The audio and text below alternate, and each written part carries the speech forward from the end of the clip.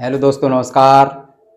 और आज हम लेकर के आए हैं, बहुत अच्छा सा टॉपिक है बौद्ध धर्म के लिए। तो साथियों, हमारे जो वीडियो है उसे आप लास्ट तक देखा करें और अपने साथियों तक शेयर भी किया करें, इसलिए क्योंकि ये वीडियो अपने तुम्हारे साथियों को, अन्य भी साथियों तक ये पहुंच सके। तो आइए शुरू करते हैं। ये आज का बहुत बेहतरीन टॉपिक है बौद्ध धर्म, ये जिसमें से जहाँ से भी प्रश्न बनते परीक्षा में वो मैंने इस वीडियो में रखे गए हैं। तो देखेंगे बौद्ध धर्म।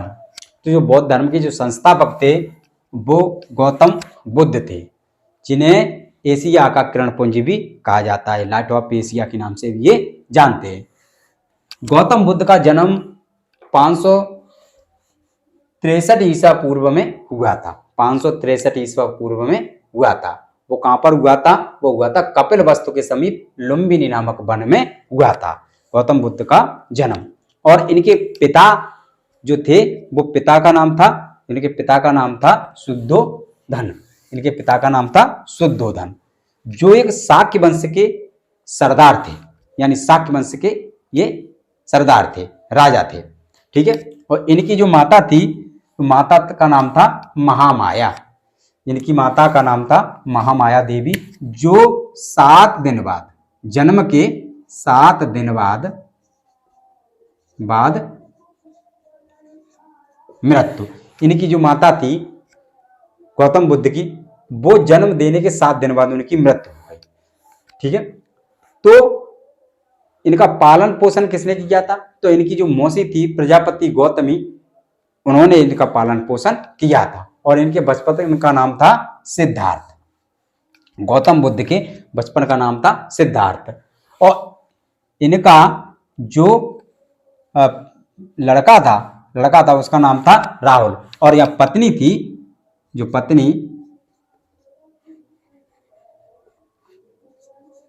पत्नी थी, उनका नाम था यशोधरा।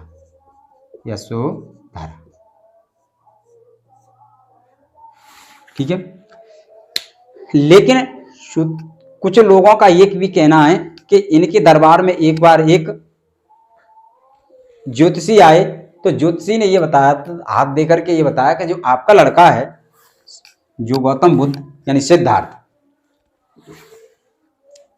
इनके बचपन का नाम था सिद्धार्थ, इसको आगे चल करके वैराग्य रूप धारण हो जाएगा, ये उन्होंने भविष्यवाणी की थी।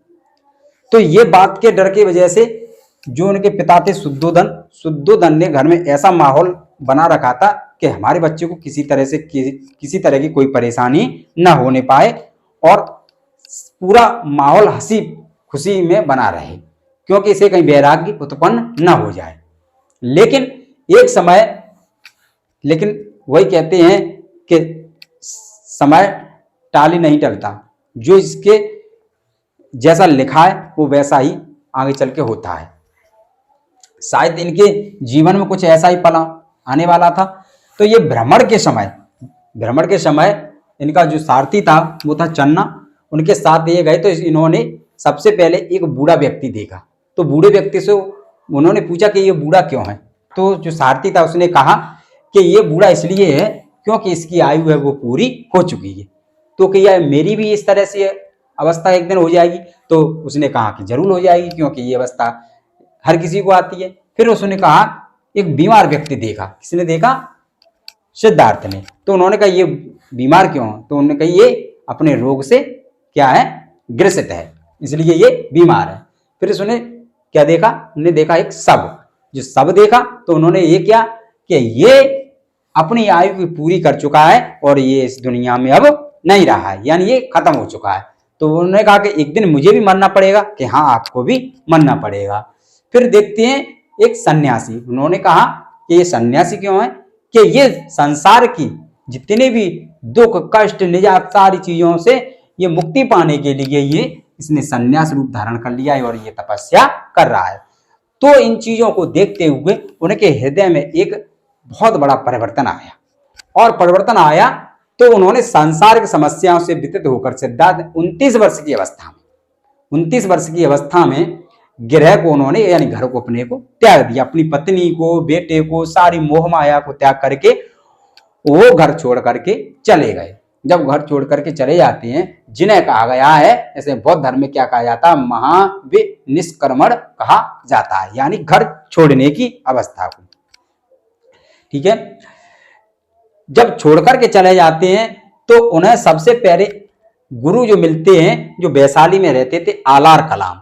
आलार कलाम से इन्होंने सांख्य दर्शन के कुछ अध्ययन किया और अध्ययन करने के बाद उन्हें कुछ ज्ञान उन्होंने यहाँ से प्राप्त किया।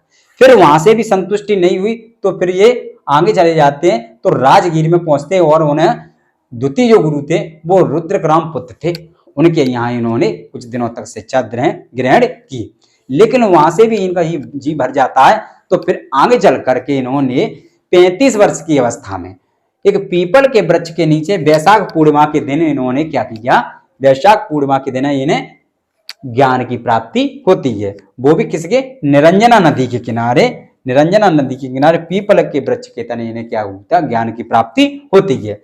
तो जब ज्ञान की इन्हें प्राप्ति होती है तो ज्ञान प्राप्ति के बाद ये क्या कहलाए, बुद्ध कहलाए। गौतम से क्या हुए, सिद्धार्थ से क्या हुए, ये हुए ये बुद्ध कहलाए। और जब बुद्ध कहलाए तो वो स्थान क्या कहला गया, बोध गया कहला गया। प्रथम उपदेश इन्होंने कहा दिया था, सारनाथ में। प्रथम उपदेश इनका सारनाथ में था, जो धर्म चक्र प्रवर्तन के नाम से जाना गया। ठीक है साथियों, लेकिन इन्होंने जो सर्वाधिक उपदेश थे वो सर्वाधिक उपदेश कहाँ दिए थे, श्रावस्ती में दिए थे। यानी कि सर्वाधिक उपदेश के बारे में दिया था तो गौतम बुद्ध के सर्वाधिक उपदेश कहाँ दिए, वो श्रावस्ती में दिए। और श्रावस्ती में इन्हें बहुत सारी इन्हें ज्ञान करने के लिए शिष्याएं भी मिली थी, जैसे गणिका भी मिली थी, ठीक है, और अन्य भी। ठीक है, 80 वर्ष की अवस्था में, फिर 80 वर्ष की अवस्था में 483 ईसा पूर्व में इनकी मृत्यु हो जाती, किसकी, गौतम बुद्ध की। तो और स्थान था वो कुशीनगर देवरिया यूपी। ठीक है, लेकिन मृत्यु किसकी, जो चुंद के भोजन के खाने से इनकी क्या होती है, इनकी मृत्यु हो जाती है। यानी चुंद तो इन्होंने कुछ मांसाहारी भोजन इन्हें खिला दिया था, इस तरह से इनकी मृत्यु हो जाती है। तो मृत्यु होने की वजह से बौद्ध धर्म में ये महापरिनिर्वाण दिवस कहलाया गया। साथियों, इस तरह से ये महापरिनिर्वाण दिवस भी कहलाया जाता है। ठीक है, नेक्स्ट देखते हैं साथियों।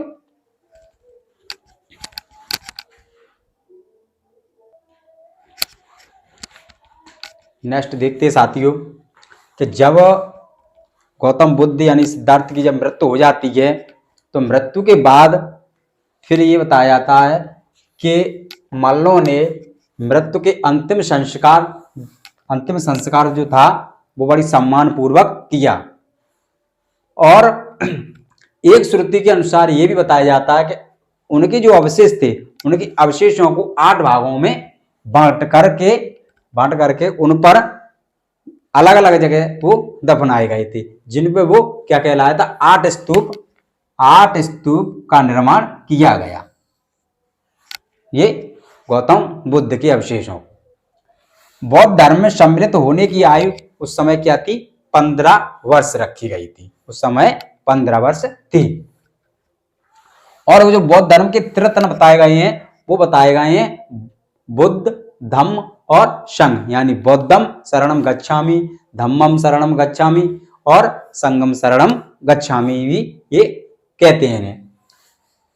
अब देखते हैं कि जब इनकी मृत्यु होती है तो 100 वर्ष के बाद फिर यानी जो प्रथम बौद्ध संघी थी और द्वितीय और तृतीय और चतुर्थ ये कब कब हुई थी और किस किस के समय में हुई थी। तो प्रथम हुई थी 483 ईसा पूर्व में, 483 ईसा पूर्व में कहां पर हुई थी, ये राजगृह में हुई थी। और इधर जो थे वो महाकश्यप अध्यक्ष थे और जो उस समय शासन काल था वो किस तरह का, अजात शस्त्र का था। उस समय अजात शस्त्र थे। फिर दूसरी जो बौद्ध संगीत होती है तो दूसरी बौद्ध संगीत होती है वो 383 ईस्वी पूर्व में होती है। और उस समय जो स्थान था वो वैशाली था और अध्यक्ष उस समय थे वो थे कौन थे, सवाकामी थे। और ये शासन किसका था, वो था कालाशोक।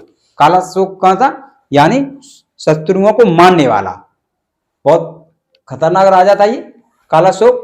फिर उसके बाद 255 ईसा पूर्व में हुई होती है, और कहाँ पे समय स्थान कौन सा था, पाटलिपुत्र, और अध्यक्ष उस है मोगल पुत्र थे, ठीक है। और अशोक का जो शासन काल था उस समय, अशोक का शासन काल था, ये उस समय पे तृतीय होती है, लेकिन जो चतुर्थ होती है वो प्रथम ईसा पूर्व में होती है। और ये जो स्थान था वो स्थान था कुंडल वन था, और उस समय जो अध्यक्ष थे वो वसुमित्र थे या अश्वघोष थे, और उस समय शासन काल था वो शासन काल कनिष्क का समय था, ठीक है साथियों। लेकिन ये जब चारों बौद्ध संगीति हो जाती हैं, तो चारों बौद्ध संगीति के बाद फिर जो बौद्ध धर्म था वो दो शाखाओं में बढ़ जाता है। कौन कौन से, हीनयान और महायान, दो शाखाओं में बढ़ जाता है। तो हीनयान क्या है और महायान क्या है? तो हीनयान कहते हैं आर्यत पद को प्राप्त करना, यानी जो व्यक्ति अपनी साधना से निर्वाण प्राप्त करते हैं वो हीनयान के अंतर्गत आते हैं। महायान क्या है?